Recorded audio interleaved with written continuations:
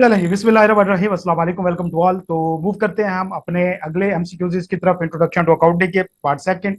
कोशिश करेंगे कि आज हम कम से कम 10 एमसीक्यूज को अंडरस्टैंड भी कर लें एंड देन हम उनको सॉल्व भी कर लें। तो मूव करते हैं और हमारा एमसीक्यूज नंबर 6 है। वो कहता है which two of the following would be recorded in general journal. General journal क्या होता है बेटा? एक ऐसा अकाउंट या ऐसी बुक्स ऑफ प्राइम एंट्री जिसके अंदर अदर देन बाकी जो बुक्स होती है उसके अलावा ट्रांजैक्शन है वो उसके अंदर आती है। मिसाल के तौर पे हमारे पास कैश सेल के लिए कैश डे बुक होती है, कैश परचेज के लिए कैश परचेज बुक होती है। मतलब कैश के ट्रांजैक्शन के लिए हम रिलेटिवली एक ही बुक रखते हैं जिसको कैश बुक कहा जाता है। अगर हम सेल्स कर रहे हैं क्रेडिट के ऊपर तो सेल डे बुक होता है, हम परचेज कर रहे हैं तो परचेज डे बुक होता है। इस तरह से रिटर्न हो रही होती है, सेल इनवर्ड होता है। लेकिन ये वो बुक्स है जो स्पेसिफिक होती है, मतलब ये वो बुक्स है जिनके अंदर कैश आ रहा होता है या जा रहा होता है या क्रेडिट पे सेल हो रही होती है या नहीं हो रही होती। लेकिन इसके अलावा जितनी भी और ट्रांजैक्शन होती हैं जो स्पेसिफिकली किसी बुक के साथ एसोसिएटेड नहीं होती उनको किधर ले जाते हैं हम? जनरल जर्नल में ले जाते हैं। मिसाल के तौर पे कॉन्ट्रा एंट्रीज होती है हमारी, एडजस्टिंग एंट्रीज होती है हमारी, हमारी परचेज ऑफ फिक्स्ड एसेट्स हो सकता है, हमारी इन्वेस्टमेंट्स की एंट्रीज हो सकती है, हमारी डिविडेंड्स की एंट्रीज हो सकती हैं, हमारी इंटरेस्ट की, अदर इनकम्स की, बाकी बहुत सारी हमारी एंट्रीज जो है वो हो सकती हैं जो कि किसी एक स्पेसिफिक बुक के अंदर एसोसिएट ना हो रही हो, से कि वो किसी कैश डे बुक के अंदर, सेल बुक के अंदर या परचेज बुक के अंदर वो ना आ रही हो। तो लिहाजा जनरल जर्नल के अंदर वो कहते हैं कि कौन सी इन चार में से दो एंट्रीज है जो जनरल जर्नल में आएंगी, बाकी जो है अपने अपने रेलिवेंट बुक में एडजस्ट हो जाएंगी। कौन सी ऐसी दो एंट्रीज हैं जो रेलिवेंट में नहीं होगी? तो पहले है receipt of a return of balances. के रिटर्न ऑफ बैलेंस से मुराद होता है कि हमने किसी शख्स को सेल की हुई थी, उससे हमने पैसे रिसीव कर रहे थे और हमने उसके ऊपर काफी टाइम से हम उसके पीछे लगे हुए थे, उसने हमें पैसे नहीं दिए। एट दैट हमने कहा कि यार ठीक है, सदका है, माफ कर दिया अल्लाह के नाम पे तुमको, और हम उसको राइट ऑफ कर देते होते हैं। फिर वो हमें कैश आ गया। बेसिकली क्या हुआ? तो ये एक कैश आने की एंट्री है। किसके अगेंस्ट में? रिसीवेबल के अगेंस्ट में, सेल्स के अगेंस्ट में। तो जब कैश के आने जाने की कोई एंट्री होती है तो वो हमेशा हम कैश डे बुक के अंदर करते होते हैं। तो लिहाजा ये एंट्री तो है हमारी कैश डे बुक की। उसके बाद वो कहते हैं increase in provision for doubtful debt. Provision for doubtful debt क्या होती है बेटा? डेट किससे क्या मुराद होता है? वो लोग जिनसे हमने पैसे देने लेने हैं, रिसीवेबल, जिनको हमने क्रेडिट पे सेल की हुई है उनको डेटर्स कहा जाता है। तो हर साल के एंड पे या हम पीरियड एंड के ऊपर हम बैठ के, ऐसा नहीं होता कि हमारे अगर 10 लाख के डेटर्स मौजूद है, मतलब 10 लाख के हमने लोगों से पैसे लेने हैं और हम कहें जी पूरे के पूरे 10 लाख के हमारे पास पैसे आ भी जाएंगे, हम श्योर है, ऐसा नहीं होता। हो सकता है कि हम उसके अंदर कुछ कंफ्यूजन में हो सकता है कि कुछ लोग हमारे भाग जाते हो, कुछ हमारे दोस्तों को दिए हुए पैसे हो जो कभी वापस नहीं आने वाले। तो फिर क्या होता है कि अगर हम पूरे के पूरे लिख देंगे, देखो हमने कर्जा दिया हुआ है, मैं अब इसको इस तरह ले जाता हूँ, हमने कुछ चीजें उधार पे सेल की हुई, कुछ हमने रिश्तेदारों को की हुई है, कुछ हमने जनाब जी बाहर के लोगों को की हुई है, कुछ हमने अपने दोस्तों को की हुई। तो जब साल एंड होता है तो हमसे आके हमारा ऑनर पूछता है कि जी मुझे बताओ कि मैंने लोगों से कितने पैसे लेने हैं। हमने कहा जी देखो, आपने 5 लाख की सेल की हुई है आउटर कस्टमर को, 3 लाख की सेल की हुई है आपने, मैं एग्जाम्पल दे रहा हूं, इसको इस तरह नहीं लेना, रिलेटिव्स को, और 2 लाख की सेल की हुई है आपने फ्रेंड्स को। तो वो कहते हैं जी मैंने कितने पैसे लेने? हमने कहा जी आपने 10 लाख लेने हैं। वो कहता कि नहीं यार देखो, ये वाला 5 लाख तो आ जाएगा क्योंकि ये बाहर के बंदे हैं, इनके साथ बंदा किसी भी तरीके से इनसे पैसे निकलवा लेगा। ये जो रिश्तेदार हैं ये मशकूक है, मतलब हो सकता है दें, हो सकता है ना दें, और ये जो दोस्त है इन्होंने तो देना ही नहीं है ना, ये तो बैड डेट है। तो लिहाजा ये जो, अब जब हमें पता चल गया है कि एक बिजनेस के, हम साल के एंड पे पता चल गया है कि भाई 10 में से 10 लाख रिकवर नहीं होना, इसमें से कुछ ऐसे हैं जो तो बिल्कुल रिकवर नहीं होने, उनको हम क्या करेंगे? उनको तो हमने यहाँ पे राइट ऑफ कर दिया, खत्म कर दिया।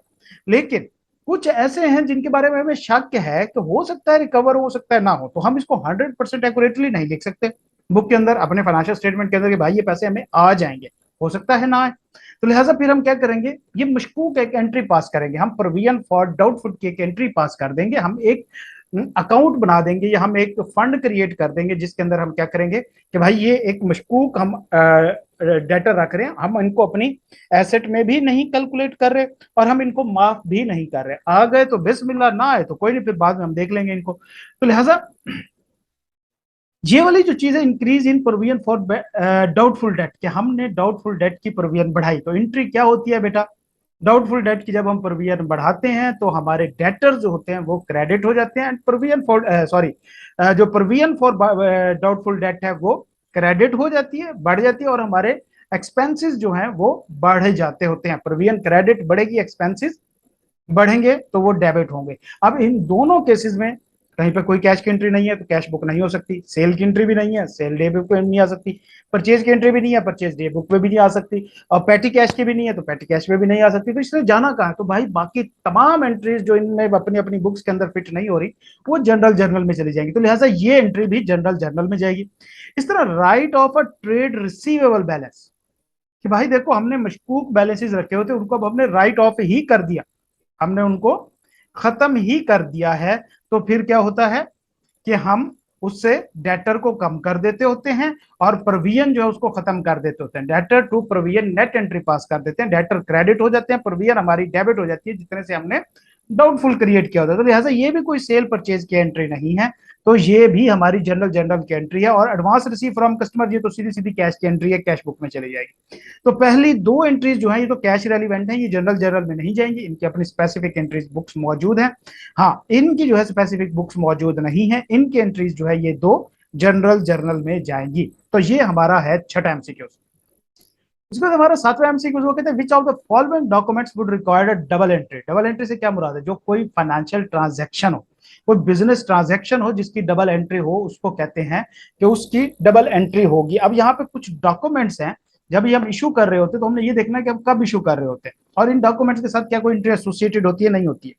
पहली एंट्री है सेल इनवाइस। सेल इनवाइस हम कब इशू करते हैं, जब हम किसी कस्टमर को सेल करते हैं, तो उसकी क्या एंट्री है, डबल एंट्री। हमें पता है डेटर डेबिट सेल क्रेडिट, तो डबल एंट्री सेल इनवाइस के ऊपर जब भी हम इशू करेंगे तो क्या होगा, सेल हुई होगी, डबल एंट्री होगी।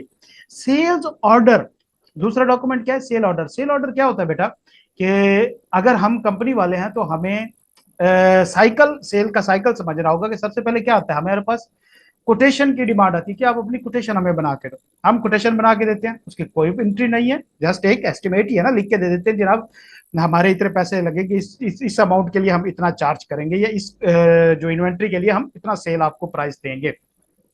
तो लिहाजा वो उसके बाद फिर क्या होता है, हमें परचेज ऑर्डर आता है। जब हमें परचेज ऑर्डर आता है तो वो भी जस्ट एक डॉक्यूमेंट होती है कि जनाब एक रिक्वेस्ट होती है कि मुझे आपने ये चीजें सेल करनी है। जब परचेज ऑर्डर आ जाता है फिर हम उसको सेल करते हैं, ठीक है। वो जो हमें परचेज ऑर्डर आ रहा होता है वो कस्टमर का परचेज ऑर्डर होता है, हमारे लिए वो सेल ऑर्डर होता है, क्यों, हमें ऑर्डर दे रहा होता है कि मुझे ये चीजें सेल करो। तो लिहाजा उसकी भी कोई एंट्री नहीं होती, क्यों, ऑर्डर आया ना, हम सेल करेंगे नहीं जब तक, तब तक एंट्री पास नहीं करेंगे, और जब सेल करेंगे तो उसके लिए तो हमने इनवाइस इशू करनी है, तो लिहाजा वो एंट्री इनवाइस की फॉर्म में हो जाएगी, लेकिन सेल ऑर्डर की कोई एंट्री नहीं होगी। इस तरह डिलीवरी नोट क्या होता है कि जब हम इनवाइस इशू कर देते हैं और उसके बाद चीजें जो हैं वो कस्टमर को भेज देते हैं, जब कस्टमर रिसीव करता है तो हम उससे एक अंडरटेकिंग ले लेते हैं कि भाई आपने गुड्स रिसीव कर ली, हमने डिलीवर कर दी। तो लिहाजा ये जस्ट एक अंडरटेकिंग है, इसके भी कोई फाइनेंशियल इंपैक्ट नहीं होता, ये कोई फाइनेंशियल ट्रांजैक्शन नहीं है, लिहाजा इसकी भी डबल एंट्री नहीं होगी। और इस तरह statement of account, statement of accounts क्या होती है कि हमने कस्टमर का पूरा जो अब तक हमारे पास बैलेंसेस आ रहे हैं हम उनकी एक लिस्ट बना के भेजते हैं, जी देखो इतने इतने इतने इतने टोटल जो है। अब इसका मिसाल के तौर पे अगर हम कस्टमर को इनवाइस भेज रहे हैं, वो तो जाहिर सी बात है जितनी वो अब हमसे परचेज कर रहा है हम उसी की इनवाइस भेज रहे होंगे ना, से कि अभी वो हमसे 1 लाख रुपए की परचेज कर रहा है तो हम इनवाइस के अंदर वही 1 लाख की चीज लिखेंगे। लेकिन ये कस्टमर जो है वो हमारा मुसलसल चलता रहता है, पूरे साल चलता रहता है, इसके साथ कई हमारे पैसे होते हैं, बैलेंसेस पेंडिंग होते हैं। तो इस इनवाइस के साथ हम क्या करते हैं, पिछला सारा खाता बना के भेज देते हैं उसको कि जनाब देखो ये आपकी पहले की सेल्स हैं, ये 1 लाख की अब हो गई, टोटल मिला के आपकी तरफ बैलेंस जो है वो हमारा 2 मिलियन पेंडिंग है। तो ये जस्ट हम उसको उसका लेजर भेज रहे होते हैं, इसके अलावा और कुछ नहीं होता। तो लिहाजा इसकी भी कोई एंट्री नहीं है। तो डबल एंट्री किसकी होगी, सेल्स इनवाइस की जस्ट जो है वो डबल एंट्री होगी। उसके बाद हमारा सातवां एमसीक्यू वो कहते हैं कि भाई आप हर किसी को उसकी appropriate prime books of entry के साथ मैच करके दिखाएं। Match each of the following transaction. Sale made on credit, अगर हम किसी कस्टमर को क्रेडिट पे सेल करते हैं तो वो कहाँ जाती है, सेल डे बुक में जाएगी, तो उसके आगे वही मौजूद है। इसी तरह सेल्स मेड ऑन कैश, तो कैश के साथ कोई भी हमारी ट्रांजैक्शन होगी सिर्फ पेटी कैश के अलावा, पेटी कैश का एक सेपरेट हम बुक्स रखते होते हैं, बुक ऑफ प्राइम एंट्री, कोई भी हमारी कैश की एंट्री होगी वो किसके जाएगी, कैश बुक के अंदर जाएगी। रिटर्न बाय क्रेडिट कस्टमर, तो इसका हम अलहदा से एक रिटर्न इनवर्ट जर्नल बना रहे होते हैं ये उसके अंदर ही जाएगा। और purchase of non current asset on credit, तो ये क्योंकि ना हमारी कैश डे बुक की एंट्री है, ना हमारी सेल्स की एंट्री है, ना हमारी परचेज की एंट्री है। परचेज डे बुक जो होती है वो सिर्फ इन्वेंट्री की परचेज के लिए यूज हो रही होती है, बाकी परचेजेस के लिए नहीं हो रही थी। तो यहाँ पे हम नॉन करंट एसेट परचेज कर रहे हैं, तो ये एक्स्ट्रा एक एंट्री है। तो एक्स्ट्रा एंट्रीज कहाँ पे जाती हैं? सारी लावारिस एंट्रियां जर्नल में चली जाती होती हैं। तो ये हमारा आठवां एमसीक्यूज हो गया। अगला है हमारा MCQs number 9। A transaction not recorded in any other book of entry, original entry is recorded in. तो अभी तक हम यही पढ़ रहे थे कि भाई जिसका कोई नहीं है उसका जर्नल है, जिसकी कोई आप सेपरेट देखो, बेहतर तो ये होता है या आइडियल स्टेट तो ये होती है कि हर नेचर का अपना अपना एक रजिस्टर होना चाहिए, हर हेड का अपना एक रजिस्टर होना चाहिए। लेकिन प्रैक्टिकली ये पॉसिबल नहीं होता, बहुत सारे हेड्स हो सकते हैं और हर किसी का अलहदा से रजिस्टर मेंटेन करना प्रैक्टिकली पॉसिबल नहीं होता। तो फिर क्या होता है कि हम चंद एक मेन रजिस्टर रखते हैं और बाकी जितने भी लावारिस एंट्रियां होती हैं उन सबको जर्नल में डाल देते हैं। तो लिहाजा जर्नल में परचेज डे बुक में क्या जाएगा बताइए जरा? परचेज ऑन क्रेडिट जाएगी। कैश बुक के अंदर तमाम कैश एंट्रियां, sale day book sales on credit, तो इसके अंदर तो भाई स्पेसिफिक एंट्रीज जा सकते हैं। यहाँ पे लावारिस लोगों की कोई जगह नहीं है। हाँ, जर्नल जो है वो बड़े दिल का बंदा है, वो कहता है कि जी आने दो जो भी लावारिस हैं मैं उनके लिए बैठा हूँ। उसके बाद हम चलते हैं अपने 10 के ऊपर, अपना एमसीक्यूज नंबर 10 थोड़ा सा पढ़ते हैं। वो क्या कहता है? जी bought goods on credit from Shan Traders. ठीक है जी, जी ने एस से क्रेडिट के ऊपर परचेजेस की। The goods were not according to required specification and therefore return to ST. तो उसने क्या किया? चीजें उसे पसंद नहीं आई तो उसने क्या किया? एसटी को रिटर्न कर दी। Which document should be send to ST? तो डॉक्यूमेंट क्या इशू होगा? देखो बेटा, जब हम सेल करते हैं तो हम कौन सी डॉक्यूमेंट इशू करते हैं? इनवाइस। इनवाइस का दूसरा नाम होता है डेबिट नोट। और जब कोई बंदा हमें सेल रिटर्न कर रहा होता है तो हम उसको एक इनवाइस इशू कर रहे होते हैं, उसको क्या कहते हैं? Credit note. जब हम सेल कर रहे हैं तो इनवाइस इशू कर रहे हैं, इनवाइस का दूसरा नाम डेबिट नोट होता है। और जब हम सेल रिटर्न कर रहे हैं वापस तो क्या इशू कर रहे होते हैं? सॉरी, हमें सेल रिटर्न वापस हो रही है तो हम क्रेडिट नोट इशू कर रहे होते हैं। इसका वाइस वर्सा होता है, जब हम परचेज कर रहे होते हैं तो हम उसको एक बिल इशू कर रहे होते हैं जिसको क्रेडिट नोट कहा जाता है। जब हम सेल कर रहे होते हैं, इनवाइस इशू कर रहे होते हैं, उसको डेबिट नोट कहा जाता है। और जब हम परचेज कर रहे होते हैं उसको एक बिल इशू कर रहे होते हैं, उसको क्रेडिट नोट कहा जाता है। अब हमने परचेज जब की होगी तो कौन सा नोट इशू किया होगा? Credit note, bill. अब अगर हम वो परचेज रिटर्न कर रहे हैं तो हमें उसका अपोजिट नोट इशू करना पड़ेगा, कौन सा? Debit note. तो लिहाजा परचेज जब हम करते हैं तो कौन सा डॉक्यूमेंट इशू करते हैं? Credit note. जब परचेज रिटर्न होगी तो कौन सा डॉक्यूमेंट इशू होगा? Debit note. तो लिहाजा यहाँ पे क्या कर रहा है? जी जो है वो परचेज कर रहा है, हमें जी के रेफरेंस में देखना है। यहाँ पे दो पार्टीज हैं, एसटी और जी, इन दोनों के रेफरेंस में देखना है कि वो किस रेफरेंस से डॉक्यूमेंट मांग रहा है, क्योंकि इन दोनों के रेफरेंस से डॉक्यूमेंट डिफरेंट होंगे। जी जो है वो बेसिकली कस्टमर है, वो परचेज कर रहा है, वो हम है, वो परचेज कर रहे हैं। और जो एस टी है वो सेलर है जो हमें सेल कर रहा है। तो एस टी ने सेल के ऊपर कौन सी डॉक्यूमेंट इशू की होगी? इनवाइस, हमें आई होगी। हमने उसके बदले में परचेज के ऊपर कौन सी डॉक्यूमेंट इशू की होगी? Bill, credit note. फिर अगर हम सेल रिटर्न कर रहे हैं, अगर हम परचेज रिटर्न कर रहे हैं तो बदले में हमें जो एस टी था वो क्या इशू करेगा? क्रेडिट नोट इशू करेगा ना। पहले इनवाइस इशू की थी, अब क्रेडिट नोट इशू करेगा। हम उसके बदले में क्या इशू करेंगे? हम डेबिट नोट इशू करेंगे। तो परचेज के वक्त हम क्रेडिट नोट इशू करते हैं और परचेज रिटर्न के वक्त हम डेबिट नोट इशू करते हैं। क्रेडिट नोट जो है इसका ये आएगा, क्रेडिट नोट ये हम जब परचेज कर रहे होंगे तो हम इशू कर रहे होंगे। स्टेटमेंट ऑफ अकाउंट हम ऑलरेडी कर चुके हैं। इनवाइस जो है ये हमें एस टी जो है वो इशू कर रहा होगा जब उसने हमें सेल की थी, वो डेबिट नोट होता है। ठीक हो गया? ओके जी, आगे चलते हैं। हमारा एमसीक्यूज नंबर 11, वो कहते हैं which two of the following statements are correct regarding trial balance? Trial balance के बारे में कौन सी दो स्टेटमेंट जो है वो करेक्ट है, बाकी गलत होंगे। Trial balance is not a book of prime entry. Trial balance एक ऐसा डॉक्यूमेंट है जो बुक ऑफ प्राइम एंट्री नहीं है। बुक ऑफ प्राइम एंट्री क्या होती है बेटा? वो रजिस्टर जिनके अंदर फर्स्ट टाइम ट्रांजैक्शन रिकॉर्ड होती है, रॉ डाटा जिसके अंदर आता है, फर्स्ट टाइम हम सॉर्टिंग करते हैं जिसकी। ट्रायल बैलेंस क्या होता है? ये तो बेटा तीसरे नंबर पे जाके आता है। मतलब ये तो फाइनेंशियल स्टेटमेंट बनाने से पहले का एक स्टेप है, हालांकि उससे पहले ट्रांजैक्शन हुई, फिर बुक्स ऑफ प्राइम एंट्री में एंटर हुई, फिर अपने अपने लेजर्स में गई, देन ट्रायल बैलेंस में गई। तो ट्रायल बैलेंस जो है ये तो सॉर्टेड इन्फॉर्मेशन होती है, ये तो मैनेज्ड प्रोसेस्ड इन्फॉर्मेशन होती है, ये बुक्स ऑफ प्राइम एंट्री नहीं हो सकती। तो ये वाली स्टेटमेंट करेक्ट है। Every credit balance represents income. कि ट्रायल बैलेंस में क्रेडिट साइड पे आने वाले तमाम बैलेंसेस जो है वो इनकम को रिप्रेजेंट कर रहे होते हैं, नहीं, क्रेडिट बैलेंस लाइबिलिटीज के भी तो हो सकते हैं।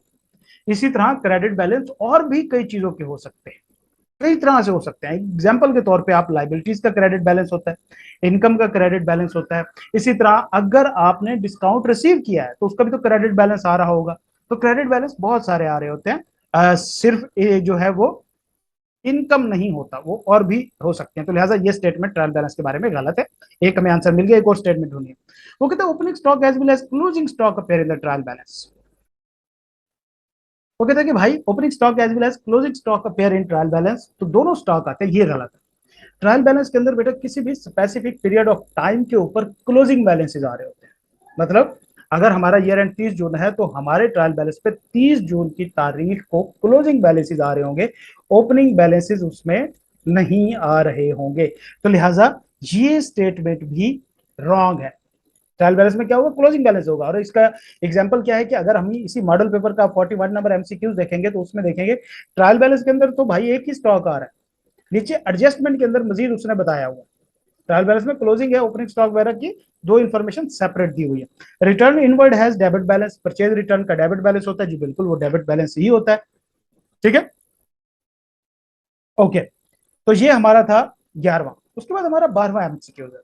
अब ये थोड़ा सा टेक्निकल है, ये समझने वाला है और ये आपके सिलेबस से थोड़ी सी ऊपर की चीज है। मतलब ये जनरल सी चीज है, आपको ये चीजें पता होनी चाहिए, क्योंकि मैं क्विक बुक पढ़ाता हूँ तो उसके अंदर ये इन्फॉर्मेशन मौजूद होती है और ये टर्म्स हम यूज करते हैं प्रैक्टिकल लाइफ के अंदर, तो ये आपको पता होना चाहिए। वो कहता है on 4 August 2021 goods were sold on credit for ₹125,000 के 4 अगस्त को, 4/8 को 1,25,000 की गुड्स सेल्स की गई विद क्रेडिट टर्म्स। टर्म्स क्या थी, क्रेडिट थी, और टर्म्स क्या थी, अब ये टर्म्स को अंडरस्टैंड करना जरूरी है। वो है 3/10 नेट 20। इसको इस तरह पढ़ते हैं 3/10 नेट 20 या 310 नेट 20। इसका क्या मतलब होता है, इसको हम यहां पे लिख लेते हैं 310 नेट 20।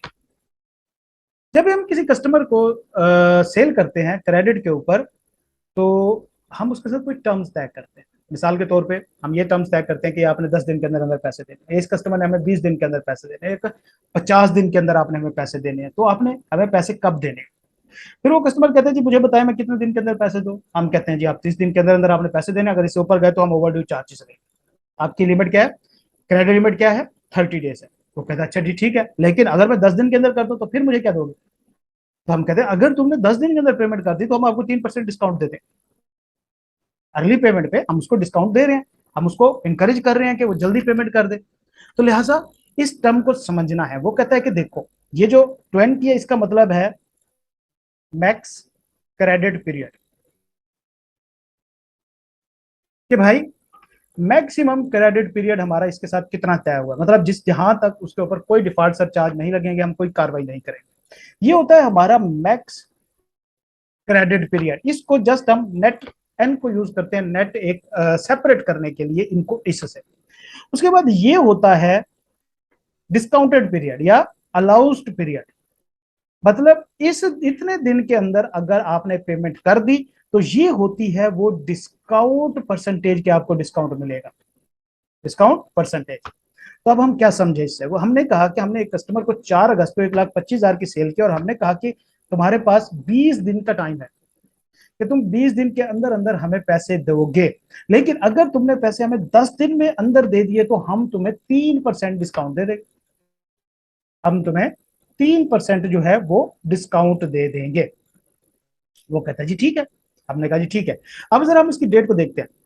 4/8 को हमने सेल की और ये पेमेंट उसने कब हमें करनी है, मैक्सिमम पीरियड क्या है 24/8। 24/8 तक वो हमें 1,25,000 पे कर सकता है, कोई डिफॉल्ट चार्ज नहीं है। लेकिन अगर उसे डिस्काउंट अवेल करना है 3% का तो उसे कब तक पेमेंट करनी होगी, 4 से 10 दिन आगे, 14/8 तक अगर वो हमें पेमेंट करता है तो हम उसको 3% डिस्काउंट दे देंगे। यार मुझे पसीने आ रहे हैं, गर्मी है तो थोड़ा सा आप भी ऐसे मेहनत से पढ़ा करें, इसे हमारी जरा एफर्ट को कंसीडर किया करें। अच्छा जी, तो 3% के हिसाब से हम उसको डिस्काउंट दे देंगे। अब वो कहता है कि उसने क्या किया, 8 अगस्त को 25,000 की रिटर्न कर दी, तो 1,25,000 की टोटल सेल थी, 25,000 की रिटर्न होगी तो पीछे 1 लाख की सेल बच गई हमारे पास। और वो कहता है कि अगर वो आपको 12 अगस्त को पेमेंट कर देते तो वो आपको कितने पैसे देने के पाबंद होगा। देखो 14 अगस्त तक अगर वो हमें पेमेंट करते हैं तो हमें 3% डिस्काउंट देने के लिए पाबंद है। अगर वो 12 कर रहे हैं तो मतलब 10 से भी पहले कर रहे हैं तो वो इस डिस्काउंट के लिए एलिजिबल हो जाता है। तो हमें 1 लाख का 3% उसको जो कि 3000 बनता है उसको डिस्काउंट देना पड़ेगा और वो 97,000 देने के लिए बाउंड होगा। इस पूरे क्वेश्चन के अंदर जो चीज टेक्निकल थी वो इस टर्म्स को अंडरस्टैंड करना था कि ये टर्म का मतलब क्या होता है और आपने इसको बड़े गौर से समझना है। ठीक है। 3/10 नेट 20 के 20 दिन आपके पास मैक्सिमम टाइम है। अगर आप 10 दिन या उससे पहले पेमेंट कर दे तो आपको 30 दिन का 3% का डिस्काउंट मिल जाएगा। तो इसका आंसर क्या होगा? डी आंसर होगा। ठीक हो गया बच्चे। उसके बाद हमारे पास एमसीक्यूज नंबर 13 और वो कहता है which two of the following would be appearing in the trial balance. इन दोनों में से कौन कौन सी चीजें ट्रायल बैलेंस पे आ रही होंगी? ग्रॉस प्रॉफिट बिल्कुल नहीं आता, ये नेट फिगर होती है। ट्रायल बैलेंस के अंदर कोई कैलकुलेशन नहीं होती है, हर अकाउंट का क्लोजिंग बैलेंस आ रहा होता है। जबकि ग्रॉस प्रॉफिट क्या होता है? Revenue less cost to sale, और वो ग्रॉस प्रॉफिट होता है। तो प्लस माइनस तो ट्रायल बैलेंस में होता ही नहीं है, क्लोजिंग बैलेंसेस आ रहे होते हैं। ट्रेड डिस्काउंट रिसीव्ड जी बिल्कुल आ रहा होता है, ये हमारी इनकम होती है, क्रेडिट साइड पे आ रहा होता है। और डिस्काउंट अलाउड भी आ रहा होता है, अकामुलेटेड डेप्रिसिएशन भी आती है ट्रायल बैलेंस में। मतलब जनरली ये तीनों बैलेंसेस ट्रायल बैलेंस में आ रहे होते हैं, लेकिन अकामुलेटेड डेप्रिसिएशन एक ऐसा बैलेंस है हम इसको नेट ऑफ करके भी लिख सकते होते हैं। ठीक है।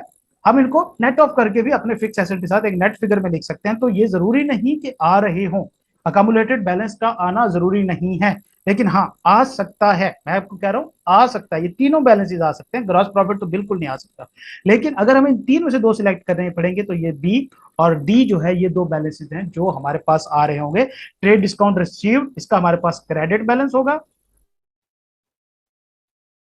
और डिस्काउंट अलाउड जो होगा वो हमारे पास डेबिट बैलेंस होगा। ठीक हो गया। ओके। उसके बाद एमसीक्यू नंबर 14, वो कहते हैं how will these asset expire. Simple सी बात है कि वो पूछ रहा है कि इन एसेट्स की लाइफ कैसे खत्म होगी। प्रीपेड रेंट, क्या हम प्रीपेड रेंट से मुराद क्या, हमने अगले 5 महीनों का रेंट जो है वो दे दिया। अब ये रेंट एक्सपायर कैसे होगा? क्या हम 5 महीने घर यूज करेंगे एक्सपायर होगा तो ये 5 महीने गुजरने के बाद ऑटोमेटिकली यूज हो जाएगा? 5 महीने गुजरने के बाद with the passage of time, मतलब ये वाला जो हमारा एसेट है ये with the passage of time expire होगा। इसका कंजम्पशन के साथ कोई लेना देना नहीं। आप घर में रहे ना रहे, घर आपके पास है, रेंट दे चुके हैं, 5 महीने बाद वो खत्म हो जाएगा। तो लिहाजा ये तो एक्सपायर होगा with the passage of time. और ऑफिस सप्लाईज कब कब खत्म होंगे, एक्सपायर होंगे? क्या पड़ी पड़ी खुद खत्म हो जाएंगी? नहीं, अगर हम उसको कंज्यूम करेंगे। तो लिहाजा ऑफिस सप्लाईज कैसे खत्म होंगी? कंजम्पशन से। और प्रीपेड रेंट कैसे खत्म होगा? पैसेज ऑफ टाइम से।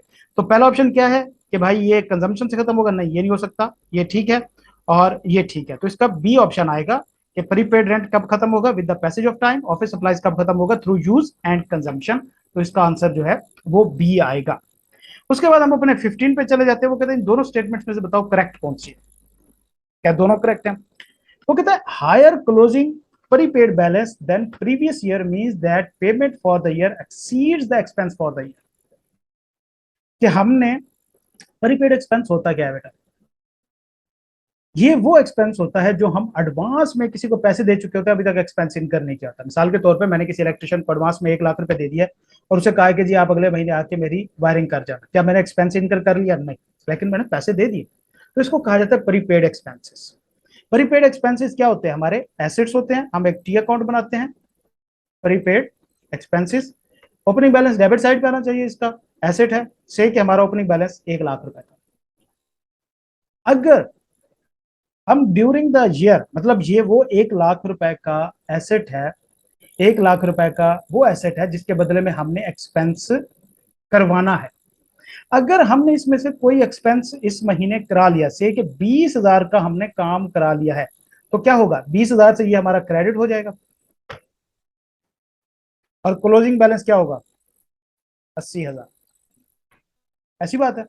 मतलब इसका क्या हुआ कि अगर क्लोजिंग बैलेंस ओपनिंग से कम है तो इसका मतलब है कि हमने इस साल पैसे फर्दर पैसे कम दिए हैं, खर्चा ज्यादा कराया। मतलब इस बार पैसे हमने 0 दिया और खर्चा 20 का करा दिया। कब? जब क्लोजिंग बैलेंस ओपनिंग से कम होगा। लेकिन ये अपोजिट है कि अगर क्लोजिंग बैलेंस ज्यादा होगा ओपनिंग से, तो इसका क्या मतलब है? तो इसके हम एग्जांपल लेते हैं कि हमारे पास ओपनिंग 1 लाख रुपए था, हमने उसको 50,000 रुपए मजीद एडवांस दे दिया कि भाई आप आगे काम कर देना। अब उसके पास हमारा एडवांस कितना हो गया 1.5 लाख, और उसने आगे खर्चा काम हमारे पास कितना किया 20,000 का, तो हमारे पास क्लोजिंग कितना रह गया 130,000। क्या हुआ, हमारा प्रीपेड एक्सपेंस का क्लोजिंग ज्यादा है ओपनिंग से। क्यों? क्योंकि हमने ड्यूरिंग द पीरियड एक्सपेंस कम किया, पैसे ज्यादा दिए। मतलब payment for the year exceeds, हमने जो एक्सपेंस किए उससे पेमेंट हमारी ज्यादा हुई। अगर एक्सपेंस ज्यादा हो जाए, से कि ये ज्यादा हो जाए, पेमेंट कम हो जाए, तो हमारा क्लोजिंग बैलेंस कम हो जाएगा। देखें, 1.5 लाख और 60,000 माइनस करेंगे तो 90,000 हो जाएगा, ओपनिंग से क्लोजिंग कम हो जाएगा। तो इसको समझना है। वो कहता है higher closing prepaid balance than previous year means the payment for the year exceeds the expense of the year. तो ये बात बिल्कुल ठीक है, ये करेक्ट है, ये स्टेटमेंट तो करेक्ट होगी। उसके बाद वो कहता है higher closing accrued income balance than previous year means that receipt for the year exceed the income for the year. Accrued income क्या होती है बेटा? कि हम इनकम अर्न कर चुके हैं, पैसे नहीं है। रिसीवेबल्स, तो भाई हमें रिसीवेबल्स अभी आने हैं, तो अक्रूड इनकम का ओपनिंग भी क्या होगा?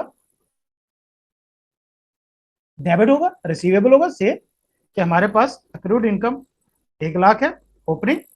वो कहता है कि भाई अगर क्लोजिंग जो है वो higher closing accrued income balance than previous year means that receipt of the year exceed the income for the year. अगर हमारे पास पैसे आते जाए, मिसाल के तौर पे 1 लाख रुपए हमारी अक्रूड इनकम थी, मतलब हमने किसी को सर्विसेज प्रोवाइड कर दी थी, पैसे नहीं आए थे, और ड्यूरिंग द ईयर हमने उसको 10,000 की मजीद सर्विसेज दे दी। ठीक है, 10,000 की उसको मजीद सर्विस दे दी, तो हमारी अक्रूड इनकम कितनी होगी? 1,10,000। और अगर उसने हमें ड्यूरिंग द ईयर 20,000 रुपए पेमेंट कर दी, तो हमारे क्लोजिंग कितना आएगा? 90,000। मतलब उसने ड्यूरिंग द ईयर पेमेंट ज्यादा की, हमने उसको सर्विसेज कम दी। अगर ड्यूरिंग द ईयर पेमेंट ज्यादा सर्विसेज कम है, तो फिर क्या होगा? क्लोजिंग बैलेंस कम होगा ओपनिंग से। लेकिन यहां पे कह रहा है कि अगर क्लोजिंग बैलेंस ज्यादा होगा, अगर क्लोजिंग बैलेंस ज्यादा होगा पिछले साल की निस्बत, तो मतलब है इस बार आपने रिसीव ज्यादा किया है। Receipt for the year exceeds the income for the year, कि आपने ड्यूरिंग द ईयर रिसीव ज्यादा कर लिया है, और आपने इनकम कम जो है वो इनकर की है। ठीक है, तो जरा इसको देखें किस तरीके से ये काम कर रहा है, ये थोड़ा सा इसको समझें, गौर करें। Higher closing accrued income balance than previous year mean receipt for the year exceed the income for the year. कि अगर वो ज्यादा पेमेंट कर रहे हैं तो भैया कम होना चाहिए, ज्यादा क्यों होगा? यहाँ पे ड्यूरिंग द इनकम हमने 10,000 की थी, पेमेंट उसने 20,000 की, तो कम है, तो यहाँ पे तो उल्टा आ रहा है। तो ये स्टेटमेंट गलत है। तो सिंपल क्या है? Only one is corrected. इसको बड़े गौर से ध्यान से समझना है आपने, कि भाई देखो अगर वो पेमेंट ज्यादा करेगा तो फिर हमारा क्लोजिंग पिछले साल से कम होना चाहिए। ठीक है, लेकिन यहाँ पे उल्टा लिखा हुआ है कि अगर इस साल का क्लोजिंग पिछले साल से ज्यादा है, तो इसका मतलब है आपने ज्यादा रिसीव किया, नहीं, फिर हमने कम रिसीव किया होगा, सर्विस ज्यादा दी होगी। ठीक है बेटा, तो ये हमारे 15 एमसीक्यूज हो गए इंशाल्लाह। नेक्स्ट अगली वीडियो में हम करेंगे। कोई भी क्वेश्चन है आप मुझसे पूछ सकते हैं, किसी किस्म की क्लैरिफिकेशन एक्सप्लेनेशन आपको चाहिए, कंफ्यूजन हो सकती है, मैं भी कहीं पे हो सकता है कि जल्दबाजी में या कहीं पे कोई ना कोई बात ऊपर नीचे कर जाता हूं, तो आप मुझे हाईलाइट कर दिया करेंगे। ठीक है, उसमें कोई परेशानी वाली बात नहीं है, मुझे भी इस चीज को मानने में कोई आर नहीं है कि मेरे से कोई गलती हो सकती है, बिल्कुल हो सकती है। ठीक है, तो मिलते हैं इंशाल्लाह नेक्स्ट वीडियो में। अल्लाह ताला आप सबको अपनी ज़बान में रखे बच्चा, और अपनी क्लासेज जो है वो कल इंशाल्लाह 12 बजे जो है वो अपनी क्लास स्टार्ट हो जाएगी, और डिटेल वगैरह के लिए आप मुझे व्हाट्सएप कर सकते हैं। अल्लाह हाफिज़।